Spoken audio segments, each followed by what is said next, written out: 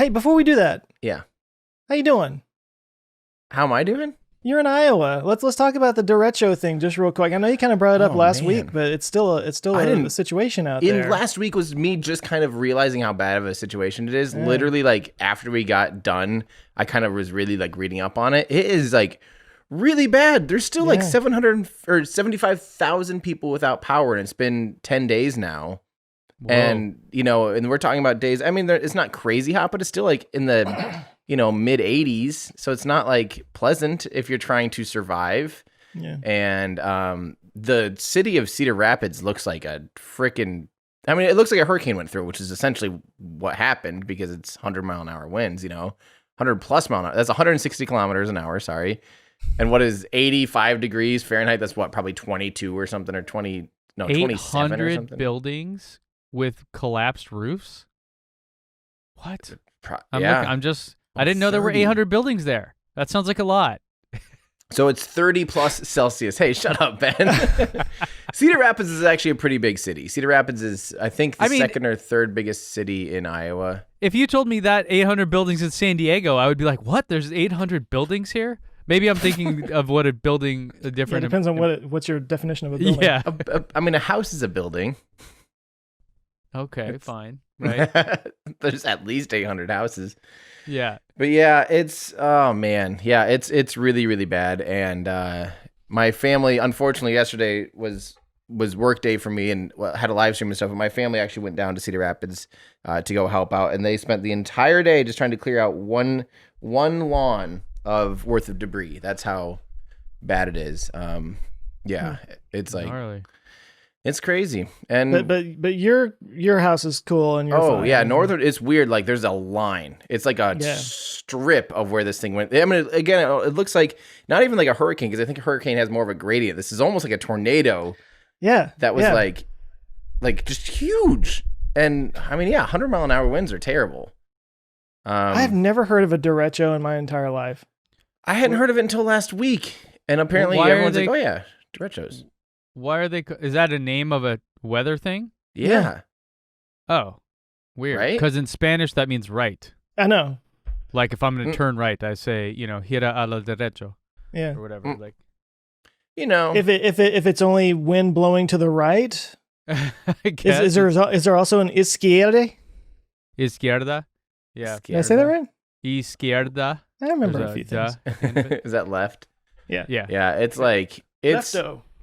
It's really bad. I mean, it's just one of those things where you don't quite realize how bad it is, I guess. Mm-hmm. Gnarly. And the crazy thing is, it's just there's so many rural areas too. Not only the big cities, but there's people out in the country that will be for a long time without power just because they're so far. I mean, it's Iowa, so there's like farms and stuff that are literally like 20, 30, 45 minutes away from any kind of real city. So. I had no idea. Those poor people. Yeah. That's why we all need some home batteries. It's free and independent from the grid. Honestly true. I mean, I'm realizing more and more. I've been trying to get a Tesla battery pack here, mostly just for me. I want it so that if I'm doing a live stream and if something happens, I want to have some backup. And I want to have some redundancy built into the house. But now I'm seeing this. It's like, holy cow, how many batteries would you need to be able to live a week off grid? Or if you had batteries and solar, obviously you can pretty much just. Well, but you have winter, so it might be harder than that. You could get like if you wanted to go a full week like with no solar power, meaning like it's winter and they're covered in snow or whatever, you can't get it. You would need a lot. You would need a whole lot, like 15 of them or something crazy. Really? Yeah. How long does one like Powerwall last, like an average house? If you're just living normally, like not trying to conserve power. Well, okay, so one Powerwall has 13.5 kilowatt hours usable. You can kind of average a house at 1 kilowatt per hour is how much energy you probably use. Now out there for heat, I assume you guys use like natural gas or a boiler or something, right? You have like gas. Yeah, so it's not like an electric heater, no, right? No. Yeah. I mean, so we do have like some room heaters that are electric heaters or something, but lots of times the furnace is gas. Yeah. Yeah. So okay, so in that regard, so because really, like in good weather when the sun's out, you don't need a lot to live kind of indefinitely off the grid or unplugged. Right. But if you want to go in a time when you don't have abundant amounts of solar energy, then it becomes a much harder scenario. And so that would be what I would design for in terms of a system. And yeah, it could be a lot, dude. So if one Powerwall gets you, let's say 13 hours, and you're looking at a week of it, that's going to be a lot. Now, do people with solar out there, Tim, do they have like a way to not have snow on it? You know what I mean? Is like if the roof is really steep, or like can you build in a heater to it so it like melts the snow? I think some solar panels now will have a small coil built into them too, to when it's below a certain temperature, it'll run every little bit of time or whatever. I don't know how it actually works, or if maybe they just realize if they're like occluded or something, that it just automatically will.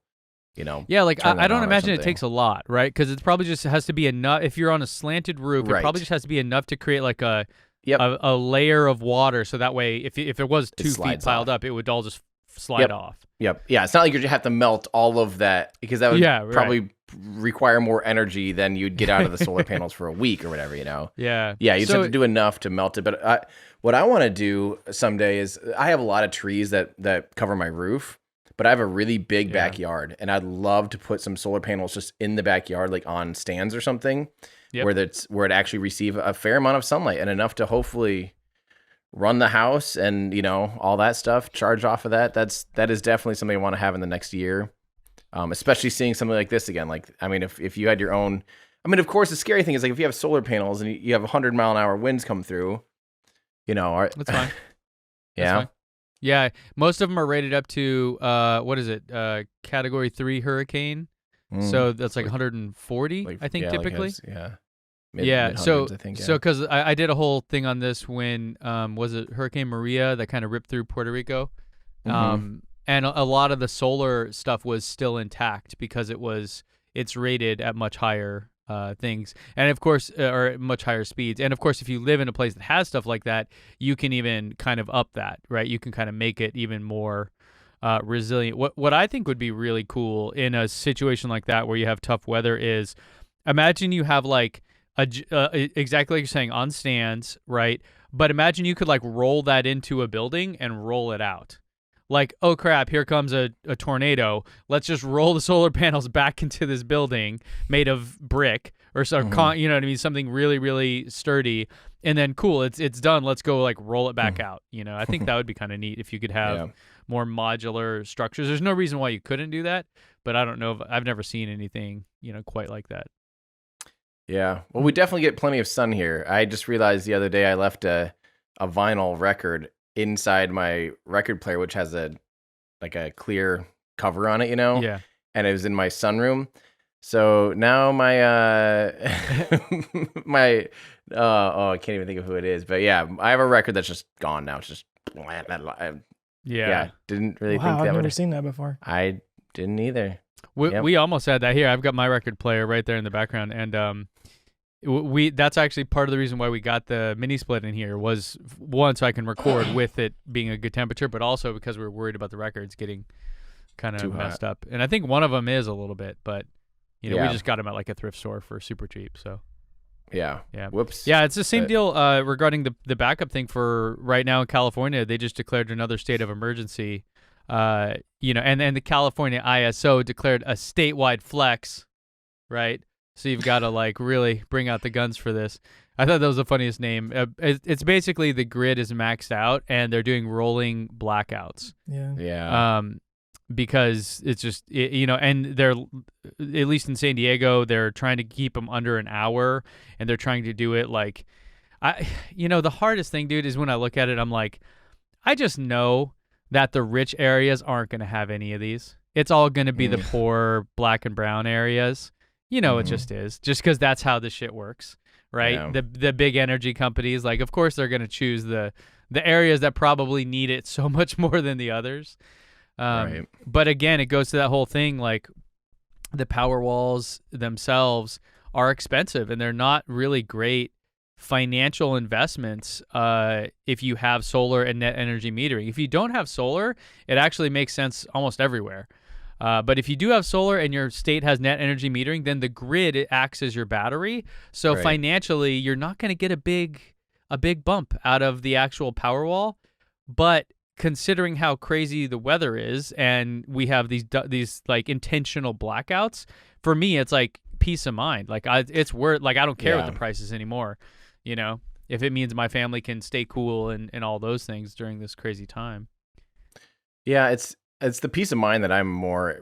I don't think I can even sell back to the grid here. You know, so really? Yeah, so it'd be a matter of independence, and wouldn't be a matter of like I don't think I would ever gain it back financially. Just with our power is really cheap here. It's municipality, so it's, although the cool thing is our municipality is the same one that provides the 10 gig internet here. So not only our main power plant's coal, but they started rolling out huge solar fields about 5 years ago, and it's impressive, you know, especially for Iowa, and they're just really trying to roll out more and more solar, and Iowa's really big, one of the biggest producers of wind energy too. We have really big wind farms, so the grid's getting greener, but yeah, it's still a matter of like I really hope that that I could do some part to. I think it makes sense, you know, if houses all had some batteries, it would definitely alleviate a lot of the peaks in the. Well, and it actually saves money too. So I did a video on this with a company in Vermont called Green Mountain Power, and what they have is a thing where if you buy a Powerwall, and there's other states and areas like Connecticut, Rhode Island, Massachusetts. There's a few states out there where they're doing this, where if you buy a Powerwall, or we'll just say a home battery solution because there are others, then you can enroll in this program and you act as a virtual power plant for them. Mm-hmm. So like if California had this right now, and you can bet that California has a ton of Powerwall home battery systems at residential houses, if they were enrolled in this. So what happens is during a time like this, when the typical grid operations are maxed out, they go to the secondary markets, which are the natural gas peaker plants and some of the more dirtier forms of energy, right? And also the far more expensive forms of energy. Mm-hmm. So what they're doing instead in these other areas with these virtual power plants is they are just allowing homeowners to connect their batteries to the grid and have the grid pull from them during certain windows. And they're actually paying them for that energy. Yeah. So the benefit is that's more reliable, it's faster, and it's cheaper. And of course, it's better for the environment. So in the end, everybody wins except for the people that own the big natural gas power plants, who I don't shed a tear over them losing a few dollars here and there. So like, I really think that should be a kind of a nationwide effort, is this whole virtual power plant thing. Yeah. Well, and it adds just resilience to the whole grid when you can offload power into thousands of mini sectors, as opposed to having some lines that are carrying, half the city's power. Right. You can offload a lot of that more locally. Think about how much they could reduce the cost on even just like transformers and stuff if the whole city required less from the grid in general. Well, I can't believe it's not more of a common thing, or not being pushed bigger by state incentives and federal incentives. There's a concept too called islanding, where imagine you are in an area where maybe it's more remote or something like that. Like, these guys from Vermont are doing it, so it's all very kind of like remote pockets. And imagine, the main lines, the transmission lines, the transformers, the substations, something takes it entirely out, and this whole section, let's say, of the state or area is completely without power, and it's going to take a week to rebuild this damn thing. Like, it's just toast, mm-hmm. right? Mm-hmm. Well, in theory, if that area had a bunch of people with home batteries, you could have like a very localized substation kind of thing set up to where all the homes in the area could be living off of each other.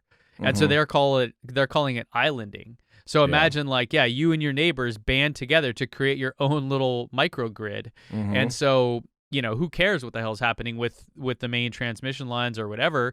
We can support each other locally. So I think this concept of a decentralized virtual power plant, or just a decentralized grid, and with solar energy and batteries, it's like we're all little micro power plants. I think that's the future, man. I mean, that would change dramatically the amount of CO2 being entered into the atmosphere, which I believe 80% of our emissions are from the energy systems, like the grid. So imagine you dramatically reduce that, you'd increase reliability, you reduce costs. Like, it's just wins all around, except for the BPs and Shells of the world, and they can take a hike as far as I'm concerned. Joe, in Texas, which is like ultimate oil country and America mode, are you seeing much solar? Like, do you know people that have solar and battery packs yet, or what's it like down there? I know I still need to get it. It's kind of been on the agenda for a long time, but there's a lot of house stuff. So anyway, that's not answering your question. I would like to see a lot more. There's really only one, maybe two in our neighborhood that I know of that have solar panels around here. We don't have as many, I think, power transmission issues as a lot of other places do. We kind of have our own grid in Texas, which is kind of, I mean, I don't know why or how it worked out that way, but yeah, we kind of we're off grid from the rest of the country, basically. We kind of have our own thing. That's right. But I don't think we have the net metering that you were talking about. Like, I know that when I was speccing out some installation for the house, it was like, you don't really want to go over what you consume because you can't really make any money on that. Right. So there's not really any point to it. You're just kind of spending money you don't have to spend. Right. So it looks like Iowa does have net energy metering. I'm looking at the Iowa, or like, but is it based on what, I'm pretty sure my municipality doesn't. It's a state thing. Here, let me show you the map. Really? Yeah. So do you know where Iowa is? Because I feel like. Is this Iowa? IA? Yeah, that is Iowa. Oh. Yeah. So Texas does not. So you're correct. Mm-hmm. Texas and Idaho do not. A few of these other states with distributed generation compensation rules or other net metering. So some of these darker orange ones have like variations on it, I guess. But yeah, like it's a lot. It's almost everywhere. I believe it's like 38 states have state regulations for it, meaning like the utility can't not do it, can't like, go against whatever the state says. So just so I'm clear, 100%, net metering means what exactly? Well, there's different variations on it, but essentially, yeah, if I produce more than I consume, actually it's not even quite that. It's if I send energy back to the grid at all, then I get a credit on my bill for however much money that would have been worth at that time. Yeah. Which is why when you have a Powerwall like I do, I go essentially off grid and I run entirely off the Powerwall from 3 to 9 p.m. So during that time, there's still solar energy being generated and it's being sent all back to the grid. And then because that is what we have peak pricing, we have time of use rating. So the price changes over the day. That is the most expensive time for people to be buying energy. And we are providing energy during that time. So we actually get the credit at that full retail amount. Okay. So here it does turn out to be, like overall, like the utility is not going to send me a check at the end of the year if I produce more. But if I can do something with the Powerwall where I can control like when I'm sending energy there, I can do this kind of arbitrage where like I buy low and sell high. So does it make more sense to have a Powerwall if you don't have net metering? Because you can kind of get some use out of that extra energy? Correct. Yeah, that's exactly where. Okay, so if you live in, let's say, Texas, Idaho, South Dakota, Alabama, or Tennessee, it looks like, then a solar with a Powerwall or with a home battery actually should make good financial sense over the lifespan of the systems. In other states where you have net energy metering, why is that again? I don't quite get why. Because if you have net energy metering, then what happens is the grid is your battery, and so you don't really get like the actual savings financially that you get from having a Powerwall is very, very marginal. It's very, very small because the grid itself already acts as a battery for you. So you kind of already have one that has unlimited capacity. The only time is that the only thing you can do to kind of game it is what I was just saying, where you can like go offline intentionally and earn a higher rate for the energy you're sending back. But that over the lifespan of a Powerwall, which I believe is they only put at 10 years for the warranty, doesn't really work out.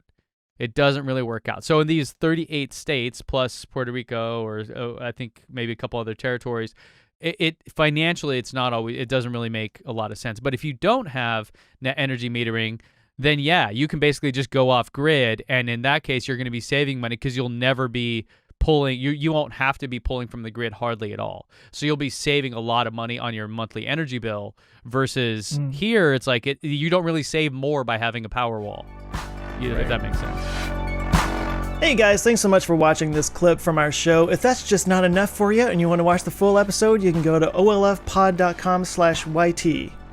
And if you want more from us, you can consider becoming a Patreon member. You'll get early access to episodes. You can join our awesome community. You can actually watch us record live and get your name in the credits by going to olfpod.com/Patreon.